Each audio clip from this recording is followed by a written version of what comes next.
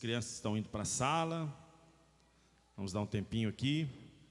Tiago, capítulo 4, versículo 7.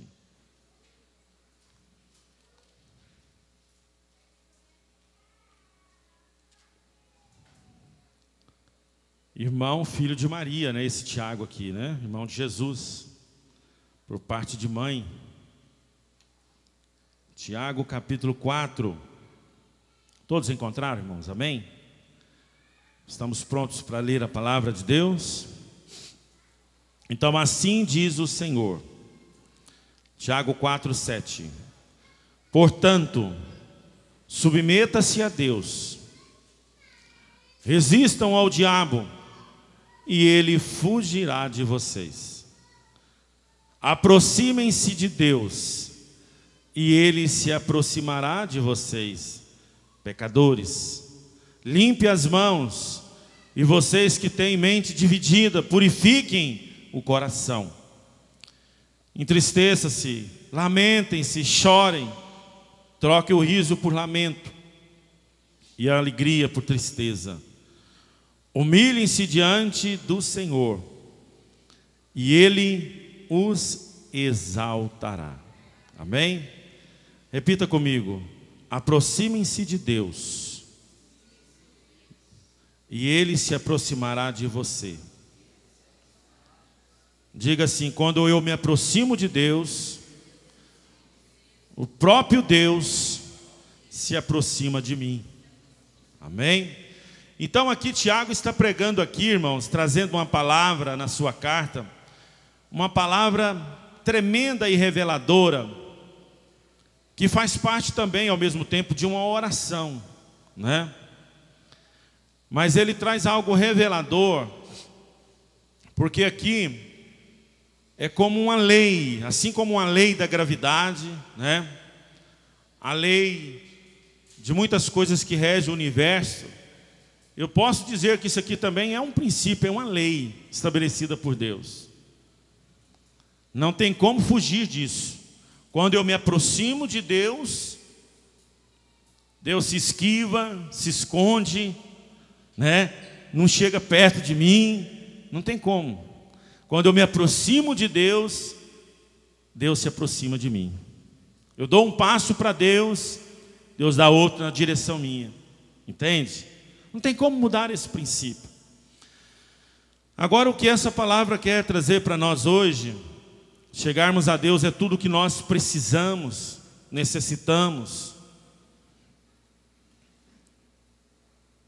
Eu acho, até penso, sempre eu registro isso dentro, bem forte dentro do meu coração, que eu acho que até aqui Deus não precisa de provar nada para nós mais, irmãos. Precisa? Será que precisa Jesus voltar de novo, ir para a cruz, pagar um alto preço por nós? Será que você ainda está esperando isso? As provas de Deus, né? Assim como os fariseus, os religiosos da época em que Cristo estava ali, anunciando o reino de Deus, anunciando o reino do seu Pai, e eles pediam sempre uma prova para Jesus. Prova, faz esse milagre, aí nós vamos acreditar no Senhor. Eu acho que Jesus por dentro até ria, falou: bobinhos, né? Ou seja, desde lá no Antigo Testamento, o Pentateuco, os livros, né, Isaías, tudo já revelava a vinda do Mestre, a vinda do Senhor Jesus, o que Ele faria por nós. E eu acho que quando nós não entendemos esse princípio que Tiago quis dizer, nós estamos ainda dizendo: Senhor, e aí, prova algo para mim, mostra algo ainda, para que eu possa ser estremecido na minha vida, na minha fé, para que aí então eu possa crer no Senhor. Deus não vai fazer isso mais. Não é a intenção mais de Deus. Tudo aquilo que Ele fez foi de fato e de verdade consumado na cruz, e a cruz realmente estabeleceu um princípio poderoso de vida, de salvação, de libertação, né? Implacável, infalível e perfeito. Entende, irmãos? Perfeito, a obra da cruz foi perfeita. Por isso que Jesus disse ali nas suas palavras finais: está consumado. Foi o mesmo que Ele quis dizer está perfeito a obra. Não precisa mais agora de Deus me provar nada mais. Nada. Não precisa de Deus provar nada mais para nós, para a igreja, para o mundo. Porque aquilo que Ele tinha de melhor, Ele fez por nós. Ele não escondeu o bom vinho, né? Ele deu o bom vinho. Ele deu o melhor que Ele tinha, o seu Filho amado. Deixou sua glória, tomou-se, né, revestiu-se da condição de homem, deixando a sua condição de Deus para trás. O que é que eu quero mais ainda? As provas de tudo aquilo que foi determinado na palavra, de tudo que a Bíblia tem traduzido para mim nesse tempo, nessa geração. Eu não preciso mais de nada. Agora eu preciso de crer. Aí então tem um preço.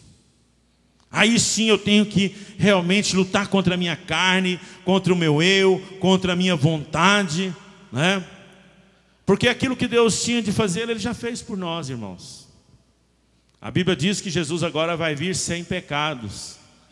Mas Jesus pecou? Não, Ele vai vir sem os nossos pecados. Porque Ele carregou o nosso pecado. O castigo que nos traz a paz estava sobre, diga bem forte, sobre quem? Sobre Ele. Pelas suas pisaduras nós fomos sarados, né? Então, tudo aquilo que tinha de ser realizado foi realizado por Deus. Eu não preciso mais agora de gerar provas, me dar provas, né? Eu não preciso mais de ficar com o pé atrás com as coisas de Deus, com as coisas espirituais, porque nós sabemos que as coisas espirituais, que as realidades espirituais influenciam a minha vida natural. Tudo que eu preciso, tudo que eu quero conquistar, todas as bênçãos que eu preciso para a minha vida, para a minha família, para os meus filhos, eu busco ela no mundo espiritual. E de que forma que eu entro no mundo espiritual? Através da minha submissão ao Senhor, através de eu ser subjugado pelas coisas de Deus.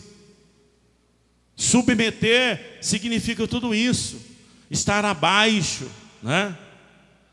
Deixar ser influenciado pelas coisas de Deus. Então Deus não precisa de provar mais nada para mim. Eu é que preciso de provar que a cruz foi o maior presente que Deus me deu. Amém? É eu que preciso de provar a Deus agora que tudo aquilo que Jesus fez por mim, eu não conseguiria estar ali, fazer o que Ele fez por mim. Nesses 3 dias que nós tivemos aqui de encontro, como foi bom remover aquilo que estava dentro de nós. Pastor, mas nós já temos 20 anos de crente, 50 anos de crente, tem problemas ainda? Tem, porque a nossa carne não se converte. Amém? A nossa alma está num processo de transformação. E o nosso espírito quer mais as coisas de Deus ainda. Às vezes nós estamos, né, sufocando o espírito. Muitas vezes a nossa alma, aliás, não está em um processo poderosíssimo de transformação. E a nossa carne ainda continua contenciosa ainda, querendo as coisas terrenas. E quando Tiago então teve essa revelação, ele quis entender e passar para nós, irmãos, que quando eu me aproximo de Deus, eu estou me aproximando de aquilo que é mais precioso para a minha vida. E quando ele disse, ele traduziu ainda no versículo mais à frente: limpai os vossos corações, vocês de ânimo dobre, ou de corações divididos. Isso representa então que Tiago estava vendo diante daquelas pessoas que eles não estavam 100% diante das coisas de Deus, né? Que eles ainda não buscavam Deus verdadeiramente, da forma que tinha que se buscar, da forma que tinha que submeter, da forma que ainda tinha que se humilhar diante das coisas do Senhor. Viviam com o coração dividido, viviam com as mentes divididas. Em várias passagens, em várias histórias que a Bíblia nos mostra, ela mostra realmente sempre o povo de Deus, aqueles que eram de Deus, aqueles que Deus tinha realmente um amor, um carinho especial pelo seu povo, com o coração dividido. As cebolas do Egito, os alhos do Egito, a água do Egito. E sabendo que Deus tinha o melhor, a Canaã, né? A Canaã de Deus. a terra que mana leite e mel. Mas ainda eu insisto no meu coração ainda que eu quero um pouquinho de lá. Deus não precisa de provar nada para nós, irmãos. Deus não precisa de provar nada. Quando a nossa confiança não é em Deus, na cruz de Cristo, o resultado de tudo isso é catastrófico, né? Quando a minha confiança não é colocada toda em Deus, os resultados não vai dar outro, só resultados péssimos na nossa vida. Se Davi tivesse uma confiança mais ou menos, meia boca, meio barro, meio tijolo, diante daquele gigante, ele seria destroçado ali, irmãos. Mas a fé de Davi mostrou o contrário da incredulidade. A fé de Davi mostrou o contrário de uma vida de ânimo dobre, né? De mente dividida.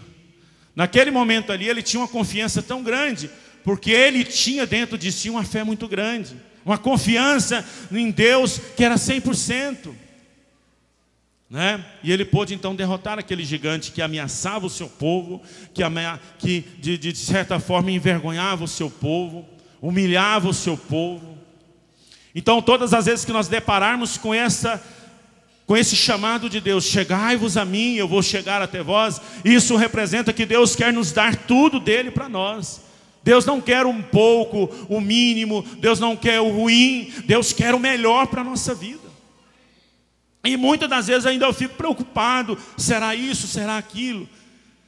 Então quando eu mergulho diante do Senhor, quando eu entro realmente nas águas do Espírito de Deus totalmente, com confiança, né? A Bíblia mostra sobre isso, que nós temos que entrar diante de Deus, na presença dEle, com toda a confiança, com toda a entrega dentro do nosso coração, porque isso vai traduzir, vai representar algo que eu vou receber, que vai de fato e de verdade eliminar tudo aquilo que precisa ser eliminado da minha vida e os meus inimigos.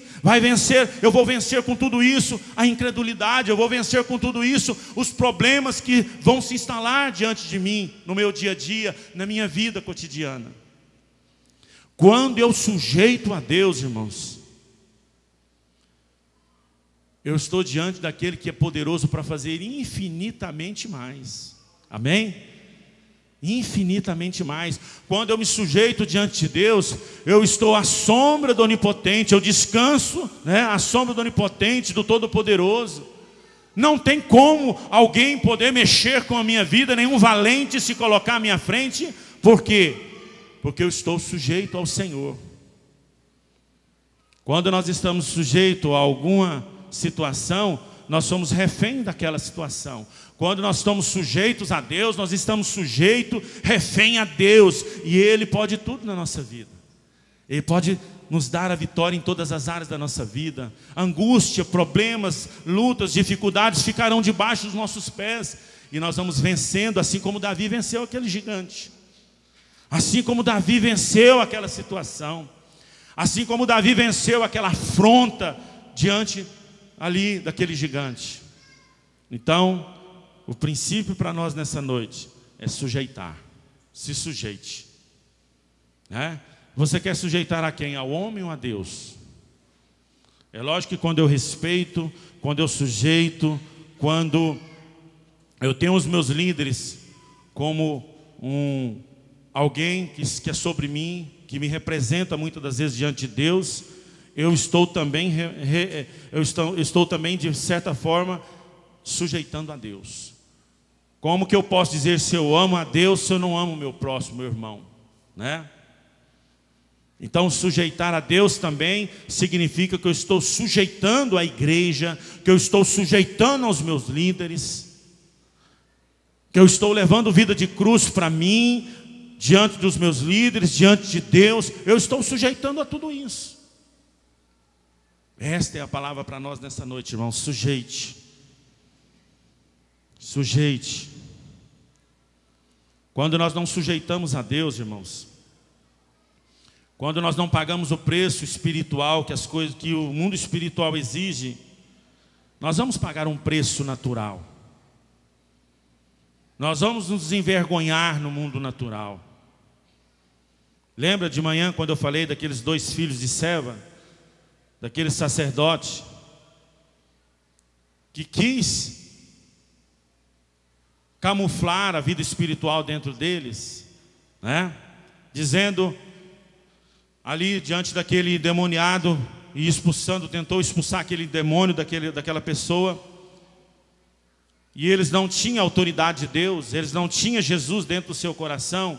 E ali a Bíblia diz que aquele demônio não obedeceu à voz daqueles jovens ali, e parece que eram 3, que estavam ali tentando expulsar um demônio daquela pessoa. E aí o demônio disse para ele: eu conheço quem é Paulo, eu sei quem é Jesus, mas vocês eu não conheço. Por quê? Porque eles não se submeteram a Deus. Pegaram a palavra de Deus pelo ar. Agora nós somos, né? Nós somos autoridade de Deus aqui. Nós vamos expulsar, conjurar esse demônio diante desse endemoniado aqui. E a Bíblia diz que aquele demônio deu um couro naquele cara, naqueles rapazes. Tanto é que eles ficaram tão envergonhados que eles ficaram nus em praça pública. Então tem um preço. Quando eu sujeito a Deus, eu sou autoridade, né? Quando você usa tigre, o que acontece na sua casa? Você é autoridade, não é? O tigre, os tubos tigres, não tem essa propaganda? Você é autoridade no assunto, não vai ter vazamento. Então quando você também submete a Deus, você é autoridade. O diabo, ele sai da vida de uma pessoa, o demônio cruza o seu caminho e você expulsa ele da sua vida, da sua casa, né? De uma reunião, de um determinado lugar. Você quebra aqueles demônios, anula a ação de principados e potestades pela autoridade que está sobre a sua vida, porque você se submeteu a essa autoridade. Amém? Um militar, ele só tem autoridade de colocar alguém dentro de um camburão, porque ele é revestido da autoridade no qual ele se submeteu, a estar no quartel, a estar subjugado sobre o seu líder, a submeter às ordens do seu comandante. Não é verdade, irmãos? Então quem é o seu comandante? Será que nós precisamos ainda nesse tempo, nesta era, nesta geração, ainda ficar com pontos de interrogações diante de Deus? Será Deus? Né? Colocar a Deus, né, entre aspas, na parede? Eu não posso fazer isso mais. Eu tenho que me subjugar, me submeter a Deus, me subjugar a Ele, porque é dele que vem a minha provisão, é dele que vem o meu socorro. O teu salário, quem te dá no final do mês, não é o teu trabalho, é Deus que te abençoa. Amém, meus irmãos? É Deus que te abençoa. A Bíblia diz que a riqueza do homem vem por causa da bênção de Deus sobre a vida do homem. Quizá seria, irmãos, eu aqui hoje se não fosse a bênção de Deus. Um homem já condenado com problemas cardíacos, né? Mostrado pelo homem que você tem isso, você tem aquilo. Cheio de coisas religiosas na minha vida, coisas assim de superstições, medos dentro de mim. Mas quando Jesus entrou na minha vida, quando eu me submeti ao Senhor, Ele fez na minha vida uma mudança radical. Amém, irmãos? Uma mudança radical, né? E hoje eu vivo pela gratidão do Senhor, de tudo aquilo que o Senhor fez na minha vida, e está fazendo e vai fazer ainda por nós. Então, submeta-se ao Senhor, né? Aproxime-se do Senhor. Tiago já está dizendo aqui: resistam ao diabo e ele fugirá de vós. Mas antes, o que ele está dizendo? Submeta-se a Deus. Porque sem a submissão a Deus, sem você chegar diante de Deus, o diabo, ele não vai conseguir ser vencido. Você não vai resistir ao diabo, ele vai te vencer. Porque primeiro tem um princípio: eu tenho que estar submetendo a Deus.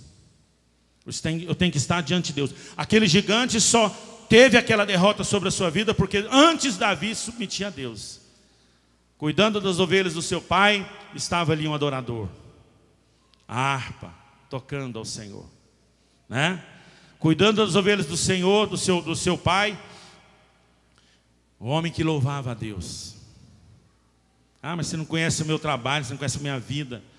Tudo tem um tempo para as coisas de Deus, para as coisas espirituais fluir na sua vida.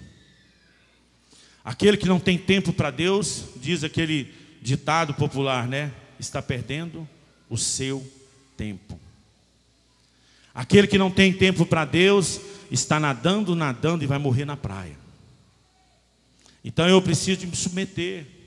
Eu preciso me aproximar. Pastor, mas hoje é ceia. É sobre isso mesmo, irmãos, porque a ceia representa tudo aquilo que o Senhor fez por mim, tudo aquilo que Deus deixou para que eu me submetesse, para que eu me aproximasse, porque algo foi feito, o sacrifício vicário do Senhor Jesus foi realizado por mim.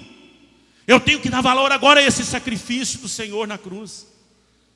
O meu maior valor agora é as coisas de Deus, as maiores preciosidades, os tesouros escondidos que está diante de Deus. Eu preciso então de buscá-los, porque é eles é que me dá vida, é eles que me faz fortalecer, é eles que me fazem então ter esperança da vida eterna, das coisas que Deus tem preparado para aqueles que o amam.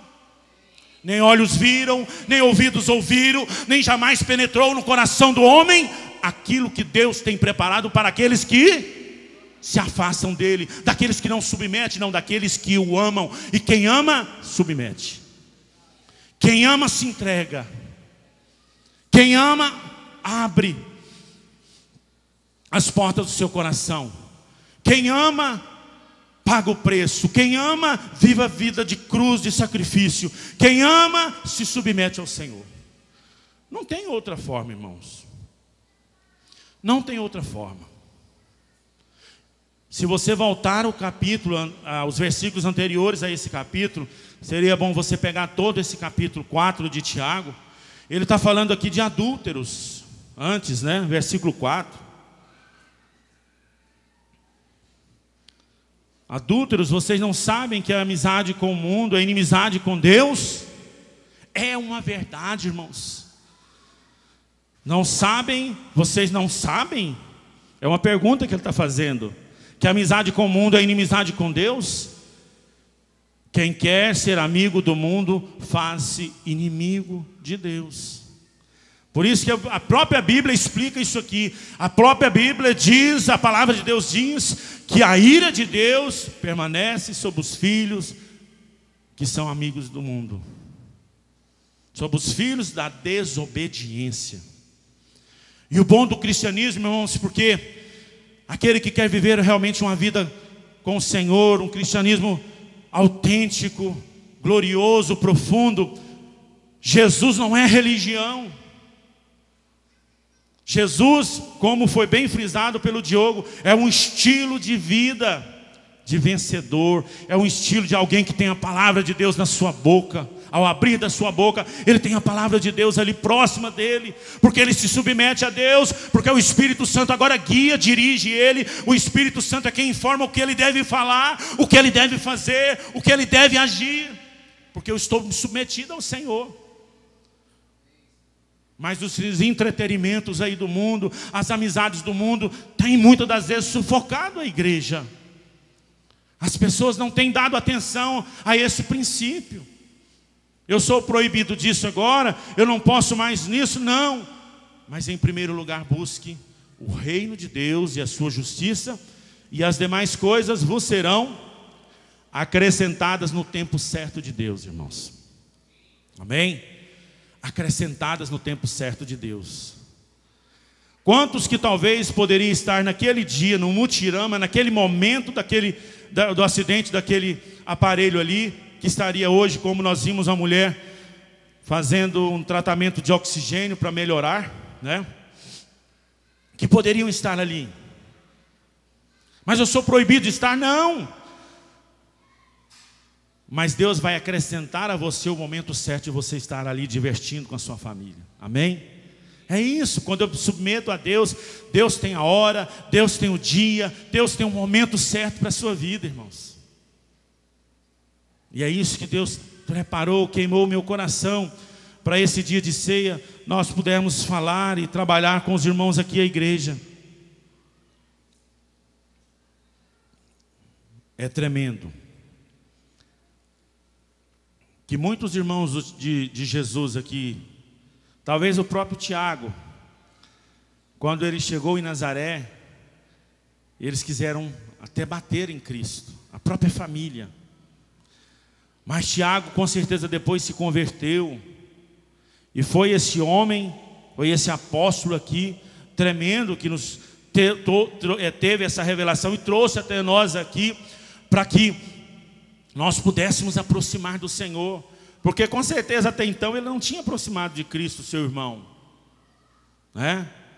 Era uma ovelha negra dentro da sua família, Jesus ali.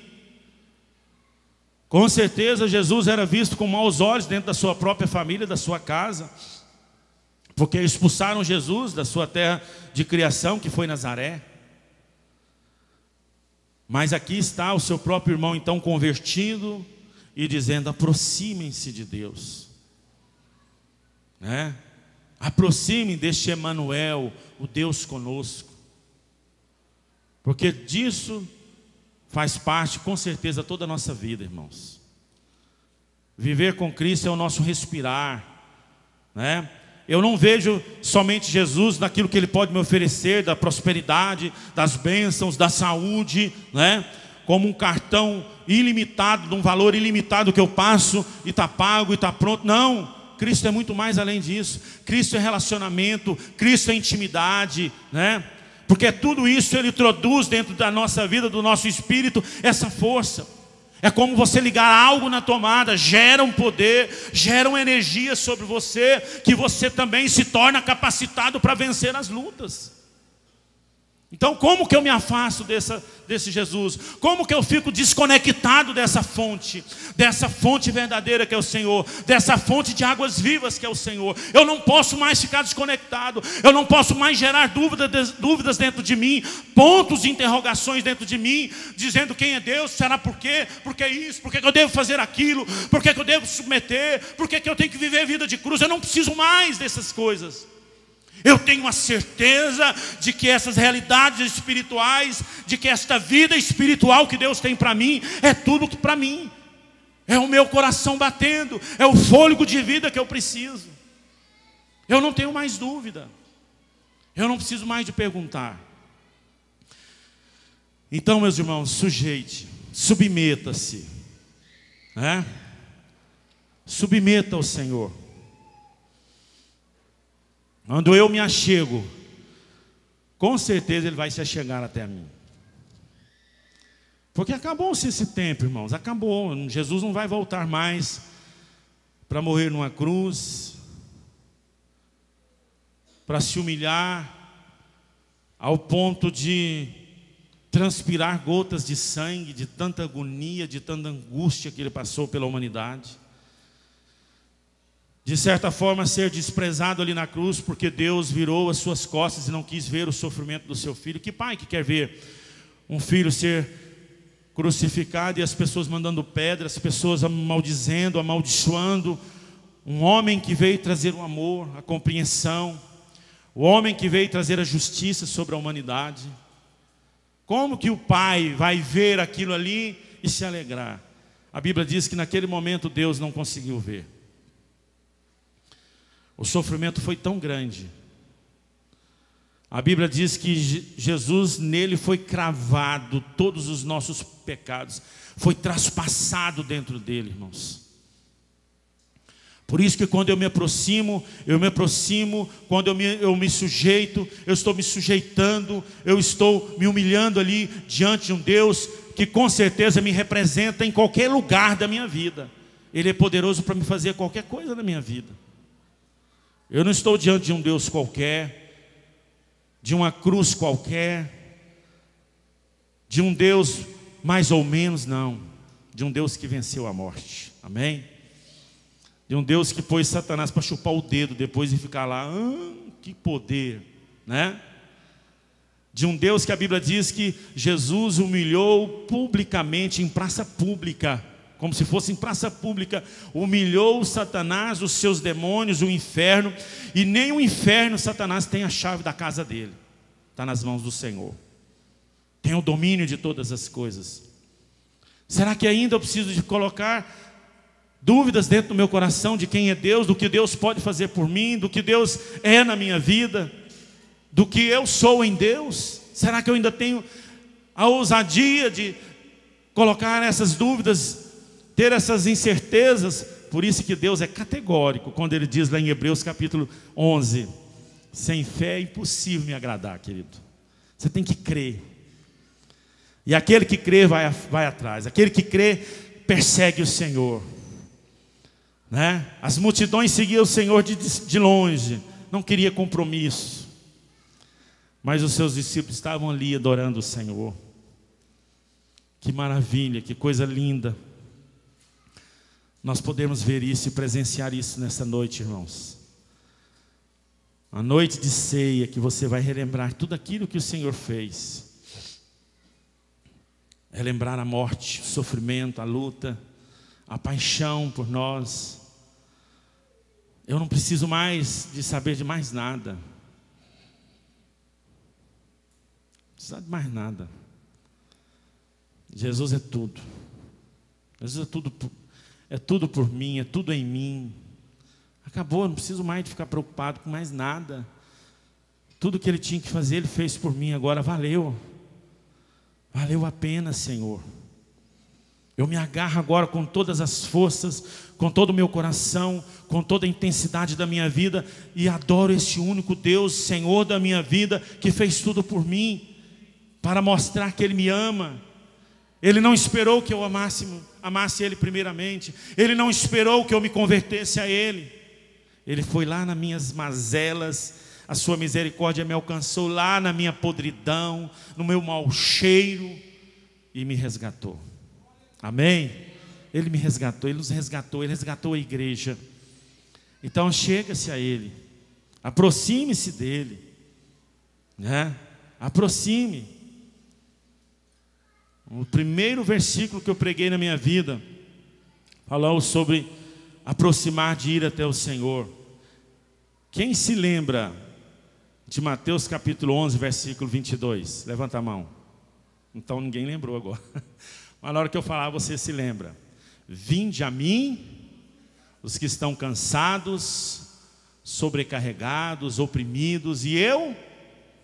E o que eu tenho que fazer, irmãos? Eu tenho que ir até Ele. Vinde a mim, aproxime-se de mim.